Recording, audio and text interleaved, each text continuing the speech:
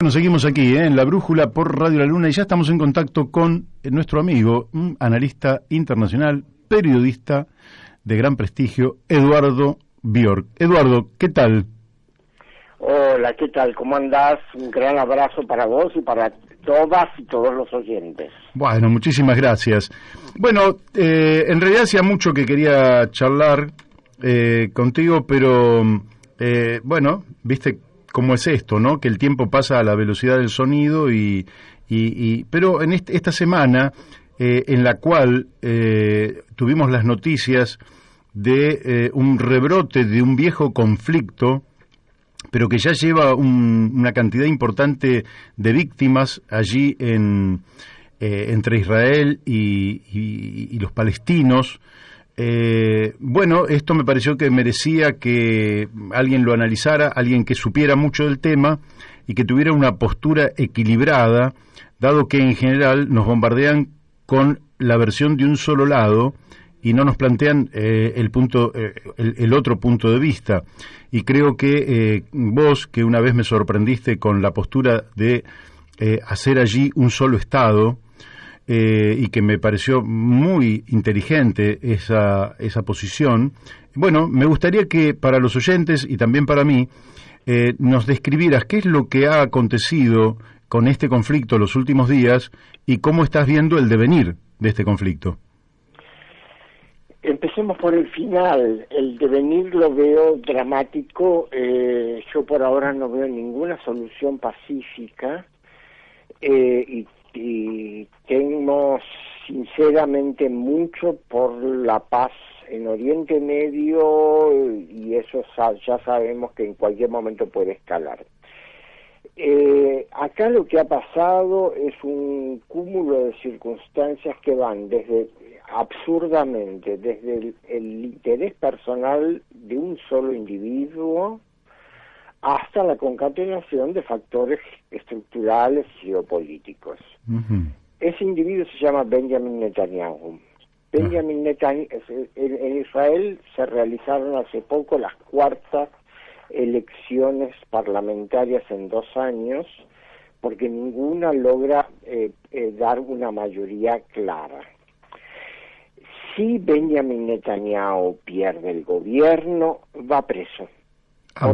Por los procesos de corrupción en su contra, que están suficientemente avanzados como para que salga del puesto de primer ministro y entre a la prisión. Y eso él lo quiere evitar, cueste lo que cueste. Uh-huh. Entonces, como después de las últimas elecciones el Likud no logró formar una coalición de gobierno y amenazaba formarse una coalición de gobierno entre dos partidos nacionalistas laicos y la lista unida árabe, lo cual hubiera sido, un terremoto político en Israel, porque habría sido la primera vez que los árabes israelíes llegan al gobierno. Recordemos, el 20% de los 9,5 millones de habitantes de Israel, sin considerar las zonas ocupadas, que son árabes. Uh-huh. Claro. Y árabes, algunos cristianos y otros musulmanes. Entonces, para prevenir eso, Netanyahu decidió simplemente patear el tablero y romper la casa. Lo primero que hizo fue impulsar la expropiación a 30 familias árabes, 30 familias palestinas, para ser más preciso, que viven en el sector oriental de Jerusalén, en la ciudad vieja de Jerusalén, en un barrio muy tradicional, muy cerca de la puerta de Damasco y por lo tanto prácticamente casi a 10 minutos a pie del monte del monte histórico donde están los monumentos de las 3 religiones monoteístas. Uh-huh. Eso obviamente generó una reacción muy fuerte de la población palestina, sobre todo de Jerusalén Oriental. Es una limpieza étnica, sacar a una población, echarlos de sus casas y poner a cambio la población propia. Generó una gran movilización e increíblemente las tropas israelíes asaltaron la mezquita Al-Aqsa, justo al comienzo del mes de Ramadán, que es el mes sagrado para los 1.800 millones de musulmanes que hay en el mundo. No solamente asaltaron la explanada de la mezquita, sino que entraron en la mezquita. Una provocación. Entraron en la mezquita, rompieron vitrales de la mezquita, le pegaron a fieles que estaban orando en la mezquita. Es una cosa absolutamente delirante. Eso se unió, ahora ya hay datos suficientes, se unió a una pésima evaluación de la situación político-militar por parte del alto mando del ejército israelí. Hubo una reunión el domingo pasado del Gabinete de Seguridad en el cual los servicios de inteligencia avisaban de que si se atacaba la Franja de Gaza, Hamas y la Yihad Islámica, que son, digamos, Hamas es un partido político que tiene una rama militar, es decir, muy afiatada, muy desarrollada a lo largo de los años, y Yihad Islámica es más pequeña, también muy desarrollada y está más cercana a la posición de la República Islámica de Irán. Pero las dos están juntas, las dos en la resistencia están juntas. Los servicios de inteligencia avisaron, el alto mando desestimó la advertencia y se tiraron a bombardear la Franja de Gaza. Sí. Bueno, ahí es donde se produjo la reacción, y lo interesante de esta reacción es que han demostrado que la famosa cúpula de hierro, es decir, el sistema de defensa antiaérea de Israel, que se supone que es inexpugnable, que nadie lo puede perforar, etcétera, es perforable. Lograron detener, no hay datos exactos, pero se calcula entre el 30 y el 40% de los cohetes que les tiraron. El sistema que están usando es un sistema, que está usando la resistencia palestina es un sistema de saturación. O sea, le tiran tantos, tienen lanzaderas como de 20 cohetes, les tiran tantos cohetes que los cohetes, digamos, los cohetes de la defensa antiaérea israelí no llegan a captarlos a todos. Claro. Es decir, tantos así. Y Eduardo, esos cohetes, te saco un paréntesis nomás, esos cohetes, ¿son tan sofisticados los que salen de la Franja de Gaza? Porque ¿cómo llegan? No deben ser tan sofisticados. No, porque son en su inmensa mayoría son de fabricación propia. Claro. No son los cohetes de fabricación propia, es decir, ellos tienen a disposición cohetes más sofisticados, pero no los tienen en Gaza. Ajá, claro. No se sabe dónde los tienen, se sabe inclusive que tienen a disposición hasta misiles de crucero. El problema es el siguiente, y acá viene el cambio de la situación geopolítica. Es decir, que es lo que no midieron los líderes israelíes. Durante los 4 años del gobierno de Trump, Estados Unidos se dedicó a forjar la alianza entre Israel, Arabia Saudita, los Emiratos, Bahrein, es decir, llegar al Tratado de Paz. Estados Unidos apoyó muy enérgicamente la alianza entre Israel y Saudi Arabia, sostuvo la agresión de Saudi Arabia y de los emiratíes contra Yemen, pero no realizaron otra política. Al irse del acuerdo nuclear con Irán, le dejaron a Irán manos libres para que siga, no solamente para que siga con su programa de enriquecimiento de uranio, que no es lo más grave porque Irán nunca va a construir armas atómicas porque lo tiene prohibido explícitamente por una sentencia islámica del Ayatollah Ruhollah Khomeini de los años 80, y considero que las armas nucleares son obra del diablo. Tiene razón. Sí, por supuesto que tiene razón, más allá de la fundamentación teológica, claro, tiene razón. Claro. Pero eso además es beneficioso porque entonces la República Islámica se ha comprometido a no fabricar armas nucleares. Bien. El problema no pasa por ahí. El problema pasa fundamentalmente por el programa de cohetería iraní, que es altamente eficiente. Toda la familia de los cohetes Faché, hace poco vi un cuadro con dibujitos que parecían pirulines puestos ahí todos explicados. Son como 10 o 12 cohetes diferentes de altísima eficiencia, que van, digamos, desde el alcance de campo inmediato hasta un buen alcance medio de 1.500, 2.000 kilómetros. Que ellos proveyeron a todo lo que llaman el eje de la resistencia, o sea, a las fuerzas de movilización popular de Irak, obviamente al ejército sirio, a Hezbollah en Líbano, a Hamas y la Yihad Islámica en la Franja de Gaza, y a los hutíes en Yemen, que ya han demostrado la eficiencia porque han bombardeado la capital saudita cuando quisieron, como quisieron y cuando quisieron. Entonces, lo que se ha producido ahora es una altísima consolidación del anillo político militar en torno a Israel.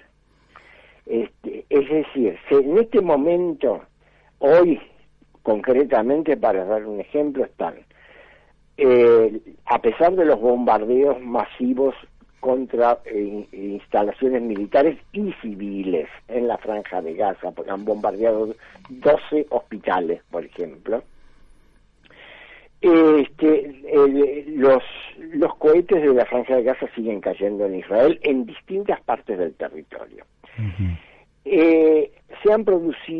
Por primera vez se han producido movilizaciones muy, muy masivas de jóvenes árabes israelíes en distintas ciudades, sobre todo del centro de Israel, en la ciudad de Lot, que está cerca de Tel Aviv, por ejemplo, donde hubo combates callejeros muy fuertes con nacionalistas judíos. Hay movilizaciones en Cisjordania. Ayer se movilizaron decenas de miles de palestinos y jordanos hacia el llamado puente Allenby, que cruza el río Jordán entre Jordania y los territorios ocupados. Hoy se han producido manifestaciones pacíficas entrando desde el Líbano a territorio israelí, donde el ejército israelí ha respondido violentamente y mató a un jefe importante de la reserva de Hezbollah, que lo cual va a generar reacciones, obviamente. La manifestación era pacífica, hay que aclararlo. Yo vi los videos. Es decir, era una manifestación campesina. Claro. ¿Y por qué? Se está produciendo un alzamiento general, y entonces la pregunta es, ¿qué va a pasar ahora? Claro, esa es la gran pregunta. Bueno, hoy llegó el enviado del presidente Biden a Tel Aviv, pero Estados Unidos ya se retiró del proceso de una eventual mediación simplemente cuando rechazó la reunión del Consejo de Seguridad que pidieron las demás potencias permanentes, los demás miembros permanentes del Consejo de Seguridad de las Naciones Unidas, y recién aceptó una reunión probablemente para el domingo a la tarde. Con lo cual supone darle tiempo al ejército israelí para que efectivamente entre en la Franja de Gaza. Y esa es la gran discusión. Porque el alto mando israelí no quiere entrar a la Franja de Gaza. Y no quieren entrar a la Franja de Gaza por el altísimo riesgo de que mueran muchos soldados, y eso en la opinión pública israelí va a caer pésimamente mal. Es decir, en este momento, por suerte, si en algo se ha avanzado, es que en general en la mayoría de los países, por lo menos en los países occidentales, la población rechaza que sus soldados mueran. Uh-huh. Siguen aceptando que mueran los otros, pero rechazan que sus soldados mueran, y eso frena los ímpetus invasores de varios gobiernos occidentales. Y la idea de invadir la Franja de Gaza, que es un territorio pequeño, porque es un territorio un poco más grande, es decir, casi como La Matanza, por decir, para que la gente tenga una idea, un poquito más grande que La Matanza, 365 kilómetros cuadrados. ¿Cuál sería la idea? Muchísimamente poblado. Sí, claro. Y bueno, justamente ese es el problema de una dinámica que solo admite la guerra, y por lo tanto solo admite vencedores o vencidos. Claro. Es decir, si ellos entran a la Franja de Gaza, entran para destruirla completamente. Es una masacre. Exactamente, porque no pueden quedarse a medias. Entonces, el alto mando israelí, con sensatez dentro de su espíritu agresivo, lo que dice es, no, tenemos que producirle tenemos que vencerlos, pero no aniquilarlos. El tema es que no tienen cómo a esta altura, por lo que yo vengo explicando, sí. Porque ya no son Hamas y la Yihad Islámica que están aislados en la Franja de Gaza como sucedía antiguamente. Ya ahora directamente, es decir, son parte de todo un eje. O sea, si Israel ataca la Franja de Gaza, va a tener que combatir en varios frentes al mismo tiempo. Uh-huh. Dentro de su propio país, hacia el lado de Jordania, hacia el lado del Líbano, aunque sean manifestaciones pacíficas, no importa, va a tener que hacer lo posible por contenerlas. ¿Y no hay un ala allí adentro que esté planteando una política superadora, es decir, una política que no se base en estos principios y que busque la integración de todos estos habitantes, de toda esta gente? Hay, pero son muy minoritarios, y el trabajo, digamos, de lavado cerebral que el sionismo ha hecho en los últimos 25 años, desde los acuerdos de Oslo del 93, ha sido muy grave.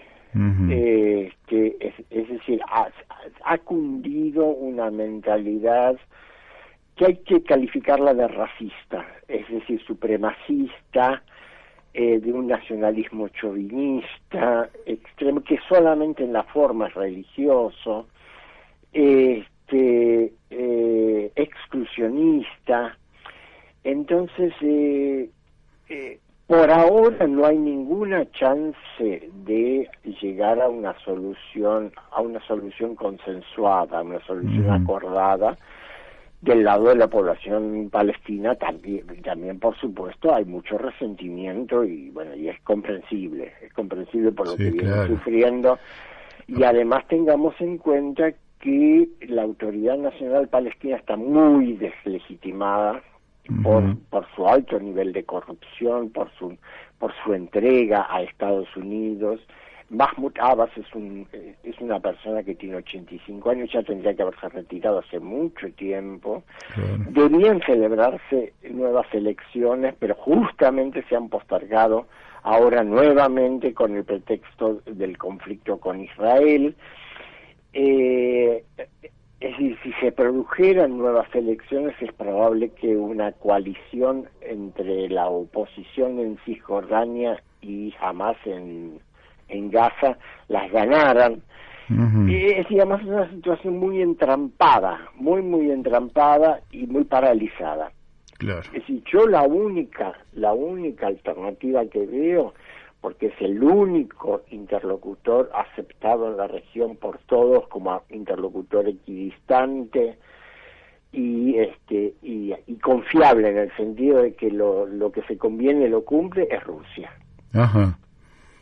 Es decir, Putin ya dijo hoy que ese conflicto está demasiado cerca de las fronteras de Rusia como para que ellos no hagan nada. Pero obviamente se mueven con pies súper de plomo, porque ahí cualquier paso en falso rompe cualquier proceso de negociación. Uh-huh. Sí, claro, así que vos no ves una salida fácil, ni siquiera una salida que no termine quizás en una verdadera tragedia. Por ahora no. Ahora no. La deseo, me encanta ver las iniciativas diplomáticas, pero por ejemplo las Naciones Unidas están totalmente maniatadas porque Estados Unidos y Gran Bretaña no colaboran. Así que, a ver, Putin tiene un buen lazo con Netanyahu. Sería la persona que puede decirle, bueno, flaco, parala un poco. Es decir, ahí lo que habría que hacer es buscar una forma elegante de que Netanyahu desapareciera de la escena política sin que el tipo tenga que ir preso, porque esa es su condición. Claro. Y ver si se puede dialogar con alguna persona un poquito más sensata, menos problematizado. El precio de la impunidad de Netanyahu parece bajo en relación a los beneficios que se podrían obtener.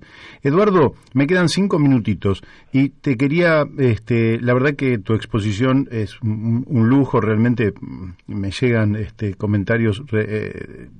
La claridad es total y lógicamente vamos a volver a charlar sobre este tema. Pero me gustaría en estos últimos 5 minutitos que me comentes qué sabes sobre la situación en Colombia, donde lógicamente está en un proceso de ebullición, de confrontación y de represión, donde también deja traslucir no solo las contradicciones que hay al interior de una Colombia que agudizó todos sus problemas con la pandemia, sino también la doble moral de algunos países, ¿no?, que han condenado históricamente a Venezuela, pero cuando ocurren cosas como la que viene ocurriendo en Colombia, hacen silencio de radio. ¿Por qué no nos comentas un poquito cómo está esa situación?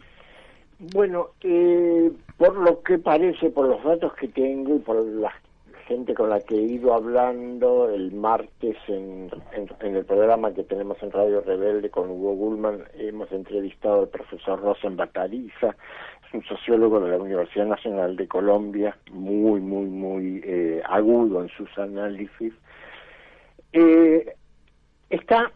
Colombia está al borde de un cambio radical. Uh-huh. ¿Qué tipo de cambio radical? Eso se va a definir en los próximos días. O sea, después, es decir, el proceso de empobrecimiento que ha producido el neoliberalismo en los últimos 30 años. En Colombia el neoliberalismo entró relativamente tarde, recién en 1991 con el gobierno de César Gaviria. Uh-huh. Ha ido empobreciendo a las clases medias. Es decir, Colombia es un país muy rígido, de diferencias sociales muy rígidas, es muy estratificado, no hay clases sociales en un sentido como nos podemos imaginar en Argentina. Uh-huh. Es decir, uno pertenece de acuerdo a ciertos patrones de consumo y del lugar de vivienda, pertenece a determinado estrato. Y están numerados, estrato 1, 2, 3, 4, 5, 6.